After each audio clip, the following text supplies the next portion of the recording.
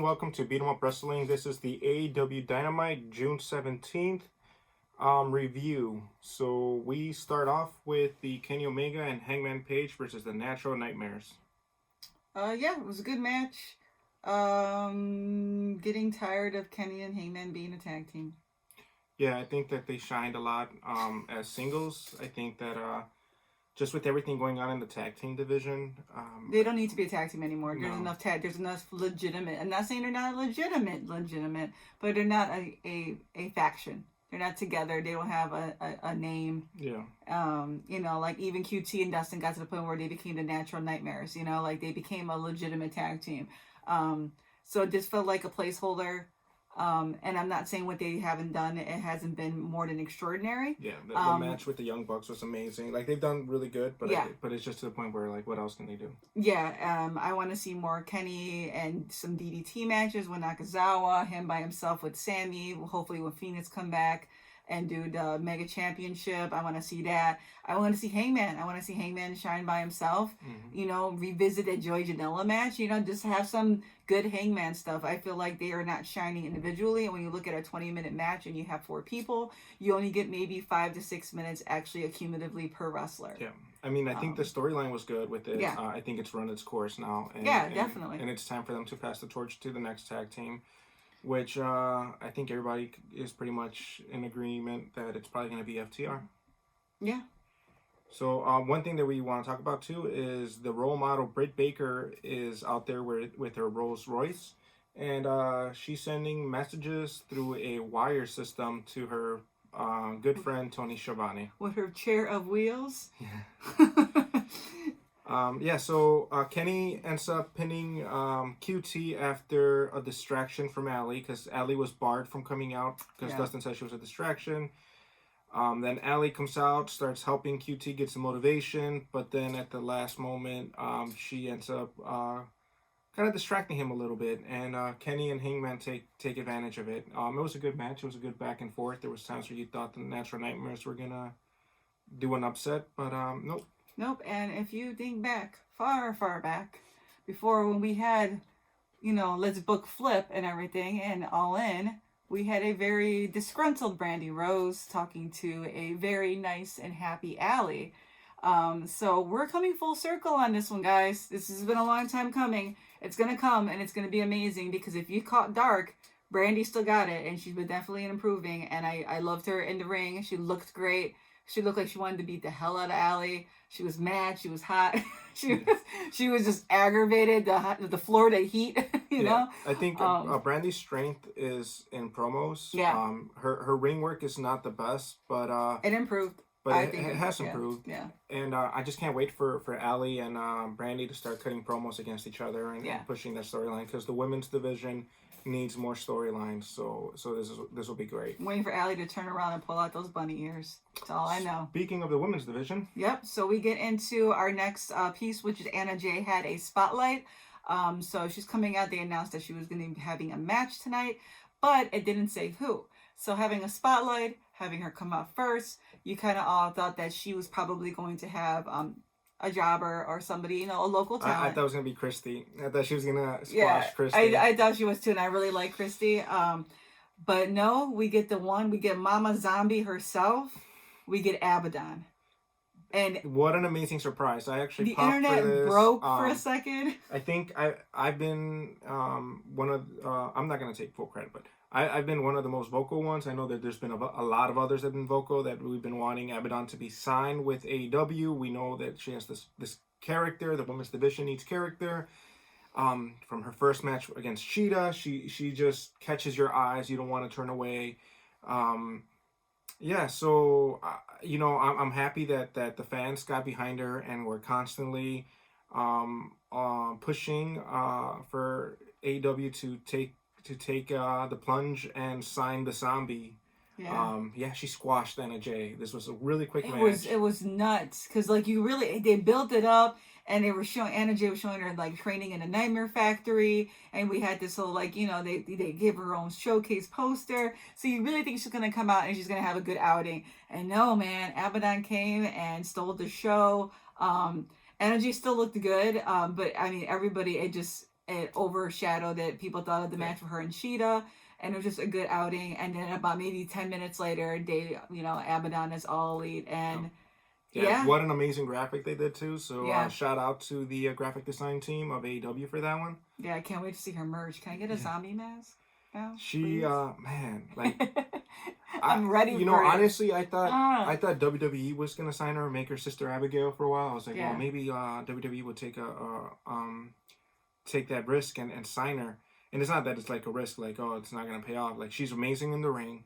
Yeah. Her character is so like different than anything else we've seen. So it was awesome. So after the squash match, we get an unsuspected visitor. Brody Lee and the Dark Order comes out, and they recruit. It appears they recruit Anna Jay. Then they go to Colt Cabana and give him a contract. Yeah. I think he already had one though with AEW. So it's it's a dark contract, I would say. So we're supposed to find out after AEW Dynamite. So I guess now it should be out what was in that contract. So Brody Lee, I guess, is promising Colt Cabana some stuff. We haven't seen what's inside it, so we can only just guess. So doom, Colt Cabana. Yeah. So the cult of the Dark Order is growing, and I'm glad they added a woman. Yeah, we'll see if it sticks. We'll see if somebody doesn't try to talk her out of it. But give her another one, and give her another loss. Brody's definitely going to up his numbers, and without people thinking about her noticing, it's going to end up being painful. Whoever has those belts. So then we get into MJF and Billy. Not Gunn, but formerly known as Billy Gunn. Formerly known as Mr. Ass, Billy Gunn. It was an okay match. I would agree with some people in the chats and in Twitter and in cyberspace that if this was WWE, Billy Gunn would have squashed MJF. But in reverse, MJF does get the win. Yeah. Because most of the time you always respect the veteran, and the veteran usually gets over on the young talent. But they kept true to MJF's winning streak. Yeah. He's still undefeated, and he's still basically the salt of the earth that is basically AEW. Right? The way they did it was a lot of storytelling. Yeah.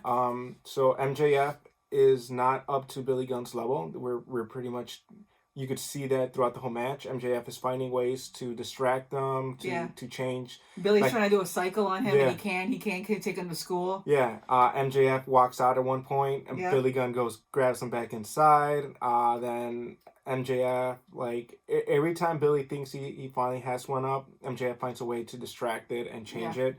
And finally, we get Wardlow, as the Famouser is done, and we think he's going to pin MJF. Wardlow distracts the referee, throws the ring into MJF, the Diamond Dozen, and uses the Diamond Dozen to knock out Billy. MJF wins. Jurassic Express is outside.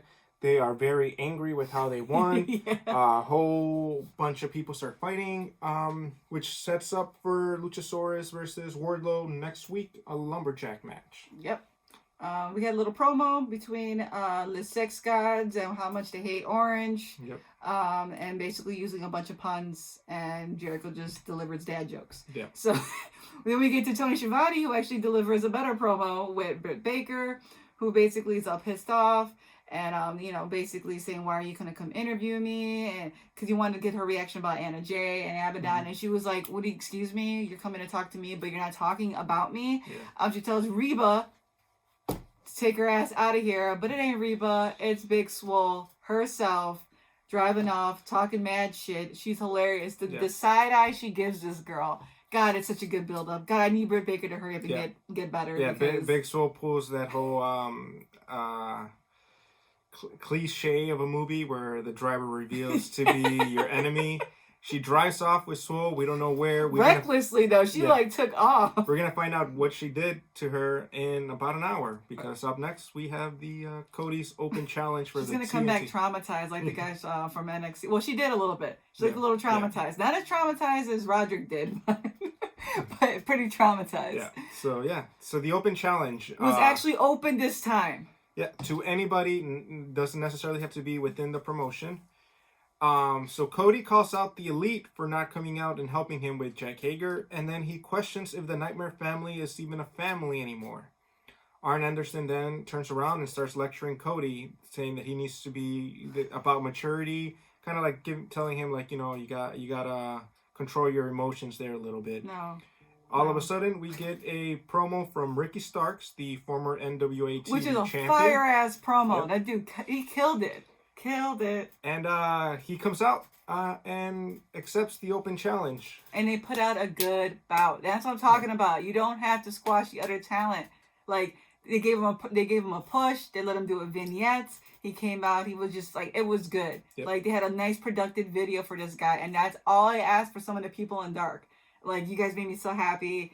Like, Ricky Starks killed it. Cody looked good. They both looked good. It was a great match. I like this match. It was actually a really, really good match. Yep. And so yeah, Cody wins with the Crossroads, and then we get the Young Bucks versus the Super Death Squad. Ruckus, amazing music production there for the Super Death Squad theme. So it started off slow, and then it picked up, and it became a legit tag team match, and it was good. Of course, there had to be blood. Yeah. Kip gets scratched up and starts bleeding from his neck. And it was everywhere. Like, it was on Nick's hands, and I'm just like, who the hell's bleeding at one point? I got confused for a second. I like the in-ring work. I like the story that was being told. Jimmy Havoc using his dastardly techniques and Penelope helping them. The one thing that I thought could have been different in this match was all the distraction the Butcher, the Blade, and FTR were doing on the outside. They didn't have to come in again. Okay, so we knew the Bucks were going to win. And a lot of people have gripe about them winning and being the best tag team, but they put out a good match. And Kip and I didn't want Kip and Jimmy Havoc to lose. I didn't. I really liked them, and they were on a good winning streak, and now they're on a losing streak. But it was a damn good match. It was a clean match. They both did their shit. Penelope got in a little bit, but that's to be expected. They're the super bad Death Squad. But no, and then when they win, the Bucks, they look like they've been through a match. They don't just, hey. Yeah. I'm sorry, not to be mean, but they don't pull a John Cena where it looks like he's injured and then he's like, dun, dun, dun, dun, like nothing happened. They look like they just had a damn good match. And then you have Butcher and Blade coming out, and then FTR playing this weird, they're their friends, but they're not their friends. I don't know exactly. Yeah, it's just, again, I know I like FTR too. I know you got to build up the elite, but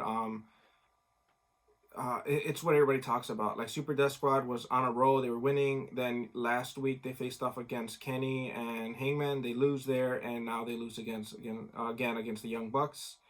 And it's just like, you build up teams, and then they meet the elite, and then they go into a losing streak right after that. So hopefully the Death Squad is able to better their fortunes next week. But I think they're going against FTR. Well. I can't remember. I know Sonny Kiss and Joey Janela are wrestling, but they're going against Brody Lee and Colt Cabana. Yep.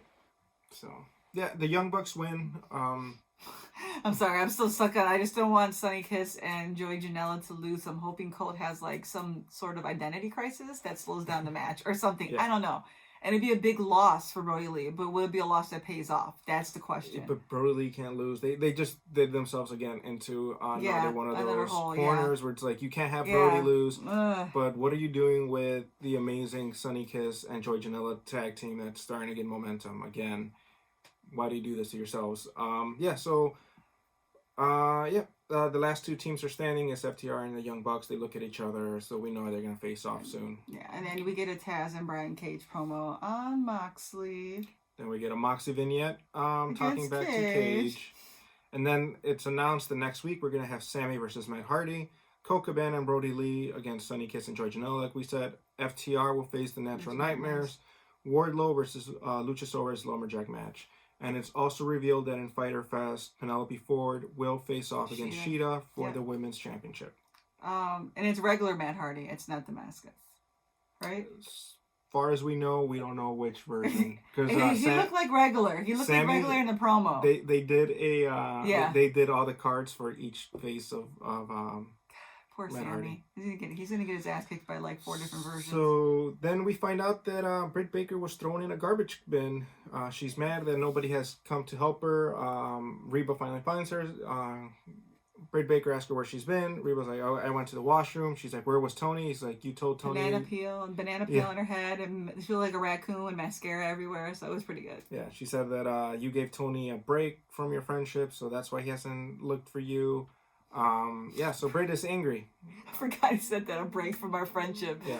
Total relationship problems. So then we go into the main event, which is the Sex Gods versus the Best Friends. I felt like it didn't get the momentum it needed to be a main event. Yeah, I think that they would have been better off just throwing it somewhere in the middle. I think it would have been a better standoff if it would have faded out with FTR, even though I didn't like the way that ended. It would have been better if it would have been the last thing that happened. Just switch up those two matches because not saying they didn't put out a good match, it just felt like a little clunky. And I don't know if that's them playing on something with Sammy having issues, and they're playing that, oh no, there's no problems in the inner circle. So I don't know if it's a weird Sammy vibe. Jericho looked very angry at the end. Yeah. Against Sammy. So what happens is it's a bit back and forth match, and then Sammy gets tripped by a cameraman as he's about to like do a move on Trent. Trent takes advantage. He pins Sammy Guevara. Best Friends win and stay as number one contenders. Jericho gets in the ring, kind of upset at Sammy, like looks very disappointed, very disgruntled. Then the cameraman goes up to the ring. The cameraman is then revealed to be Orange Cassidy, and he attacks Jericho. Yeah. So they're throwing in the little crumbs that we're following with the storyline. And next week, Sammy versus Matt Hardy. I'm guessing there's going to be more of that storyline where Sammy isn't. We're gonna see Sammy leave the inner circle pretty soon. Yeah, because if you keep up with BTE, a little bit of Sammy saying when Matt talks to Sammy, when he's not Damascus and he's regular Matt Hardy. Well, no, when he is Damascus. No, Damascus hates Sammy. Yeah, Matt Hardy. Regular Matt Hardy is trying to give him advice. Yeah. So like he has this inner, like, as Matt Hardy's doing his thing, he's also screwing up Sammy's head. So it's funny how it's playing on two personalities for both of them. Yeah, because Damascus wants to make Mofongo out of Sammy. Yeah, and regular Matt Hardy says, like, I see a lot of me in you. Yeah. So it's kind of cool how story. I know a lot of people don't like Matt Hardy. I didn't like Matt Hardy back when the Hardys were like amazing. I was a Jeff person. But Matt Hardy is legitimately one of the most creative people that I've seen in the last couple of years in wrestling.